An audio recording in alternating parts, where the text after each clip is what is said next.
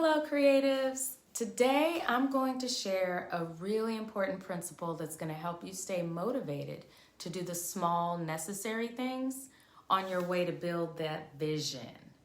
I'm Dr. Helene, and I'm your writing life coach. I'm here for you, creatives, academics, entrepreneurs, because I know that you're ready to see your projects get done, your impact felt, and your trajectory changed.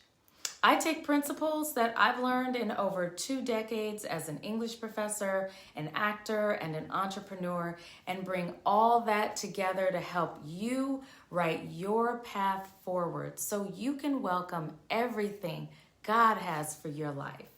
Okay? So, let's get you together. I have a question. What does your workspace say about your priorities? Have you ever gone into someone else's space and been inspired? Maybe visited a model home or a staged property and been really impressed by how they pulled it all together. Spaces like that have always tapped on something in me that makes me want to have that level of design, that level of consistency, that level of cohesiveness. When I enter those spaces, I always marvel at the creative vision that brought it all together to make it work, to make it have a personality. It's like you can tell who uses that space and why. And I want that for my space. I've always tried to express who I am in my spaces too. I want my space to introduce me to others, and I wanted to say something brilliant and classy about how I am and what I do. I'm gonna go with brilliant and classy. I like that. I like those words, okay? What's one word or phrase that captures what you want your space to say to you or about you? Drop that in the comments. One word or phrase. What should your space say to you or about the work you do? So anyway, take my office, for example. It's supposed to be the office, but it's really my office. I do all the things in that space. No one else is spending as much time in there, so my office has gone through some changes. At one point, I was trying to make the most of the space, so there was like a bed in there, and despite that 98.99% of the time, there was no one visiting to sleep in it. But for some reason, I thought it was important to supply that space nonetheless. I wanted to prepare for the opportunity to host a family member or somebody or a friend or anybody who was coming. That was important to me because I grew up in California. I have no family in Ohio, so it was special if somebody came and passed through, right?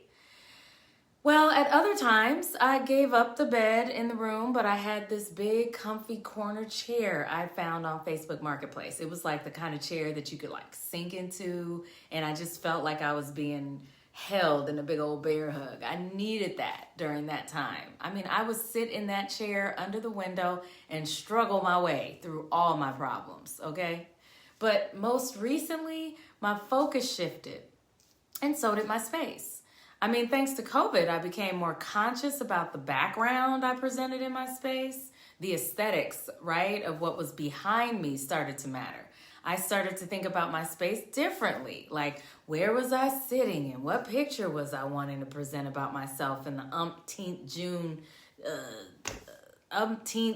meeting I was having. And before you say, you could just use a fake background, let me just stop you right there. I did use those a lot, but I got tired of seeing them on my screen. And I got tired of that weird, not really feeling like any of us were real anymore feeling. I just felt more and more impersonal, and I wanted something real to present, even if I did have on pajama bottoms.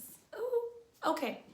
I started to cultivate my space for company again, okay? But this time it was different. I was setting a scene. I was creating an impression that was in line with what I wanted people to know about me. I was conveying my personality and my creativity differently. My office space is still set up to meet my needs, but my needs are different. Now I'm ready to convey a different story. My space needs to welcome me into the work I'm doing now. It doesn't need to feel like those model homes and design studios. It just needs to make me smile. It needs to be warm and inviting. It needs to ask me to come in and take a seat. It also needs to remind me of who I am and what I've accomplished. It needs to have a space that welcomes conversation and one that allows me to work the way I prefer to work, which is like across a giant table so I can spread everything out on it.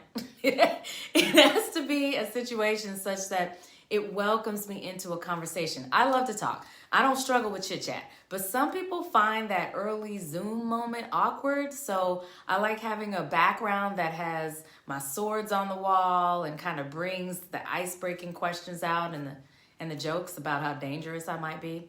I'm pretty dangerous. What I realize in thinking about my space, though, is that every version of it reveals priorities. We reveal what we need and care about in that season. That might seem to happen naturally, but it's best done when it's deliberate. When I've asked clients to assess their space, we get into real conversations about mindset. Because if your space isn't welcoming to you, if all you feel is overwhelmed when you enter into it, if you struggle to get organized in it, or if it's off balance in terms of how you're using it, then you need to take some time to audit that. Think about what welcomes you into the space to do what you need to do there. How does the space impact your creative flow? What's really taking up space that shouldn't, given how you claim the space is supposed to function? So audit your space for what it says about your priorities.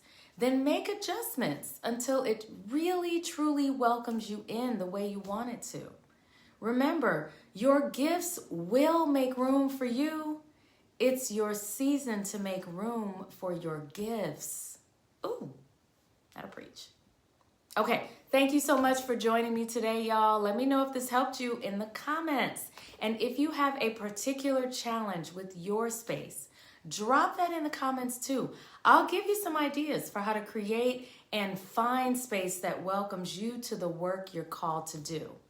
If you know you would benefit from a little bit more than that, from a little one-on-one coaching with me, or from joining a group that provides the accountability that comes with it, and you're a creative and you want to join that group because they're writing their paths forward and they're transforming their impact, just write the word consultation in the comments and we'll reach out to you to set up a complimentary consultation with me. I am here to help you manifest that vision God gave you to build. Let's do this thing. Let's get you together. Let's get that vision out there. It's important. It's going to change everything. Okay, I'll see you next time.